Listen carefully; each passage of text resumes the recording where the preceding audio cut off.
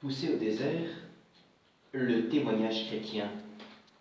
En ce jour, nous méditons ce qu'est le désert, puisque chacun d'entre nous est confiné, que vous soyez étudiant, professionnel, retraité, en famille ou seul, nous sommes plus ou moins confinés, nous vivons un désert, qui plus est dans ce temps liturgique de carême.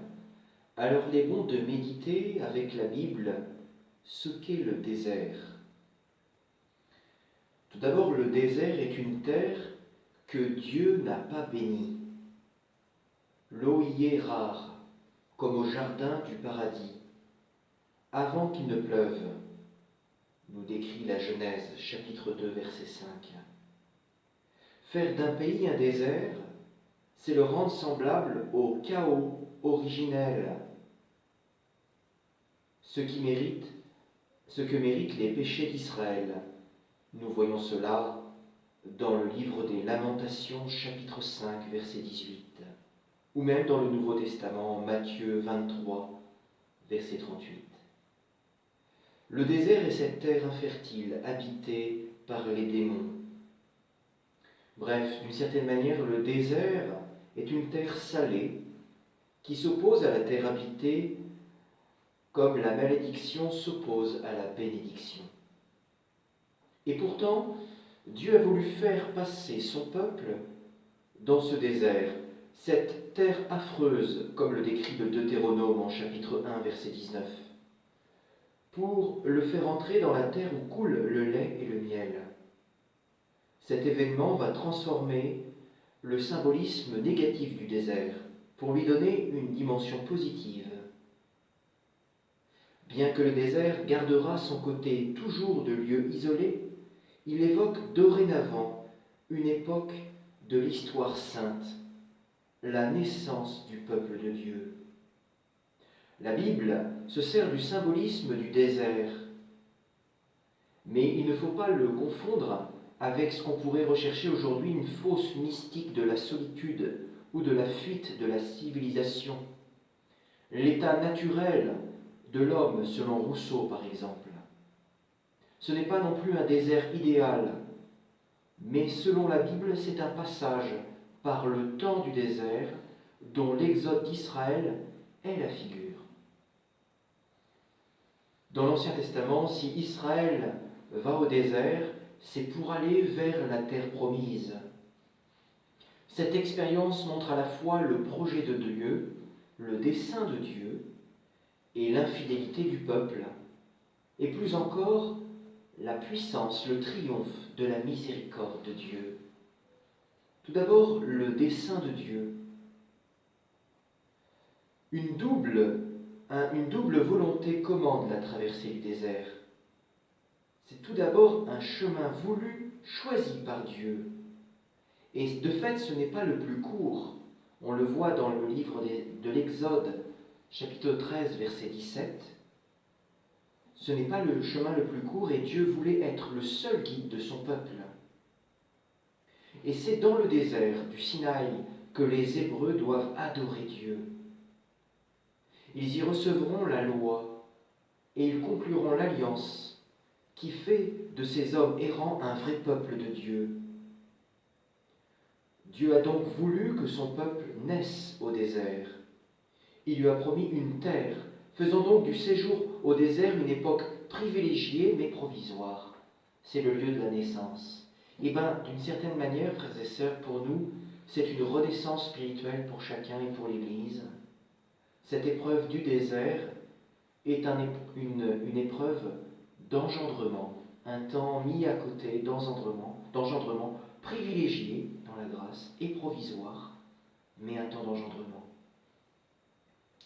Donc le Seigneur s'en sert mystérieusement avec sa main mystérieuse. Le Seigneur guide l'Église, le monde au désert. Le désert exprime aussi l'infidélité du peuple. Dans l'Ancien Testament, le chemin de Dieu n'avait rien de comparable à la bonne terre d'Égypte, où là-bas il y avait nourriture et sécurité. Rien n'y manquait. Or, le désert sera le chemin de la foi pure. Et dès le début, les Hébreux murmurent contre la disposition du Seigneur. En effet, il n'y a pas de sécurité, il n'y a pas d'eau et il n'y a pas de viande. Et durant tout le déplacement d'Israël au désert, il y aura ce murmure de fond. Eh bien, peut-être que chacun d'entre nous, peut-être que le peuple français, peut-être que l'Église, peut-être que le monde en ce moment est en train de murmurer, on a perdu notre confort, on a perdu nos assises, nos repères, c'est moins facile, c'est moins sécurisé avec la maladie, parce que Dieu veut être la seule sécurité. Ce n'est pas d'abord l'État qui est provident, c'est Dieu qui guide avec sa providence. Le peuple d'Israël regrette la vie ordinaire. Si pénible fut-elle en Égypte, on la préférerait à cette vie extraordinaire livrée aux seuls soins de Dieu. Mieux vaut une vie d'esclave que la mort menaçante, le pain et la viande que la manne insipide. Eh bien, frères et sœurs, nous n'avons pas au désert une vie d'esclave, mais une vie de libération. Nous n'avons pas la sécurité que nous avions dans une vie d'esclavage, mais nous avons la vraie sécurité, c'est la vie de grâce avec le Seigneur et la manne au jour le jour. Le désert nous montre si nous sommes en révolte contre Dieu, préférant nos sécurités à la seule foi de Dieu, la seule foi en Dieu. Le désert, d'une certaine manière, révèle le cœur de l'homme. Et l'homme est incapable de triompher de cette épreuve sans Dieu. C'est pourquoi le triomphe au désert viendra de la miséricorde divine seule. Si Dieu laisse dans l'Écriture périr dans le désert tous ceux qui sont endurcis dans leur infidélité et leur manque de confiance, il n'abandonne pas pour longtemps son dessein et il tire le bien du mal. Donc Dieu pourra tirer un bien de ce mal. Au peuple qui murmure, il donne une nourriture et une eau merveilleuse. S'il doit châtier les pécheurs, il offre pour autant des moyens inattendus de salut, tel le serpent d'airain dans le livre des Nombres, chapitre 21, verset 9. Dieu fait ainsi toujours éclater sa sainteté et sa gloire. Celle-ci se montrera surtout lorsqu'avec Josué, un vrai peuple entrera dans la terre promise. Ce triomphe final permet de voir dans le désert non pas tant l'époque de l'infidélité du peuple que le temps de la miséricordieuse fidélité de Dieu. D'une certaine manière, la fidélité de Dieu, frères et sœurs, va nous vaincre, va gagner pour nous. Paul dira un jour, si le Christ est avec nous, rien ne peut nous manquer.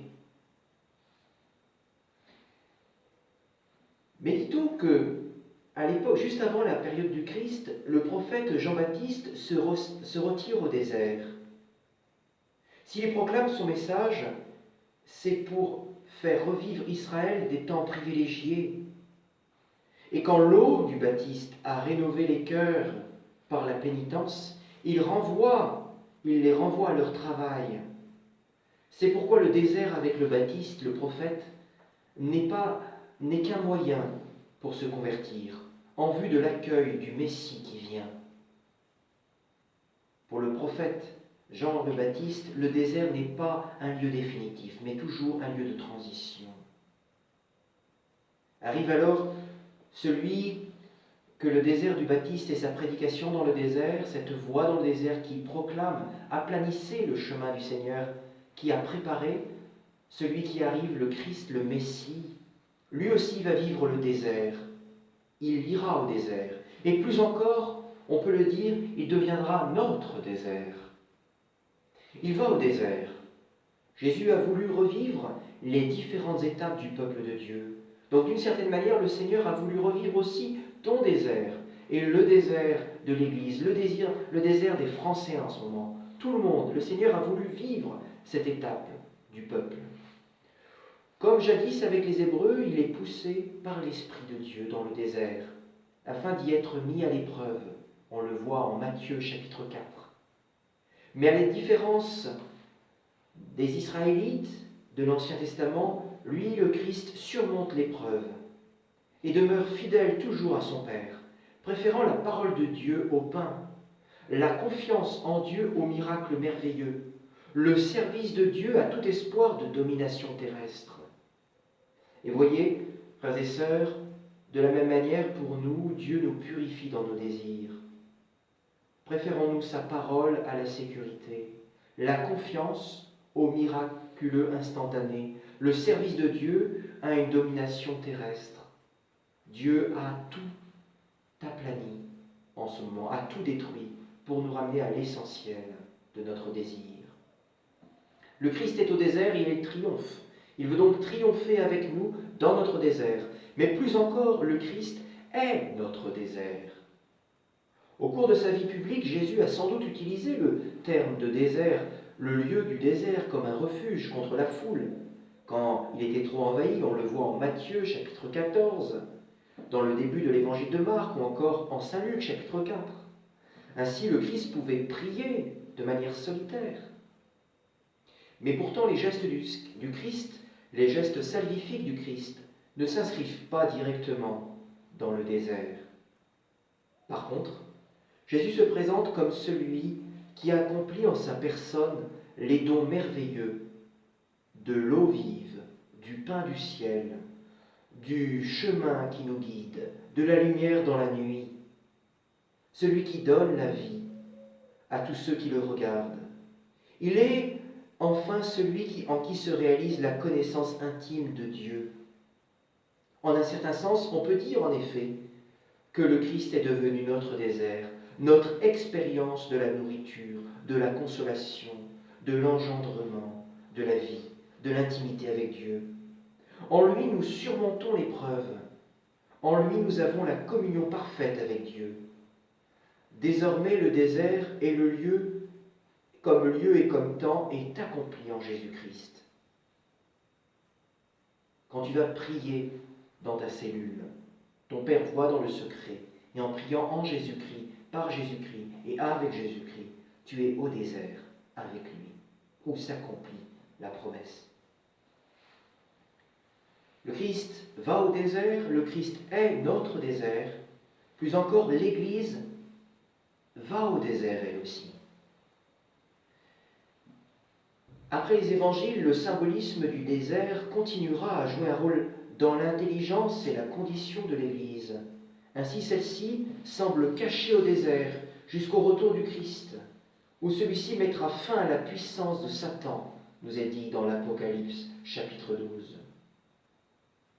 Jésus multiplie les pains dans le désert, afin de montrer à ses disciples non qu'il faut vivre au désert, mais qu'un temps nouveau est inauguré, où l'on vit merveilleusement de la parole même du Christ. Paul lui-même, l'apôtre Paul, se place dans cette perspective. Il enseigne que les événements de jadis qui ont eu lieu dans l'Ancien Testament sont pour notre instruction à nous qui sommes parvenus à la fin des temps, dit-il dans la première épître aux Corinthiens. Jadis, autrefois, les Hébreux avaient été baptisés dans la nuée et dans la mer. Aujourd'hui, en traversant ce désert, leur Pâques, aujourd'hui, les baptisés au Christ, nous sommes baptisés au Christ, nous sommes nourris du pain vivant et abreuvés de l'eau de l'Esprit qui jaillit du rocher, ce rocher qu'est le Christ. Cette vie demeure sous le signe de l'épreuve du désert pour les chrétiens, tant que nous ne sommes pas entrés dans le repos de Dieu, nous dit l'Épître aux Hébreux, au chapitre 4, verset 1. Aussi, n'endurcissons pas notre cœur. Aujourd'hui, nous sommes sûrs du triomphe, parce que nous sommes participants avec le Christ dans le désert. Gloire au Père, au Fils et au Saint-Esprit, pour les siècles des siècles. Amen.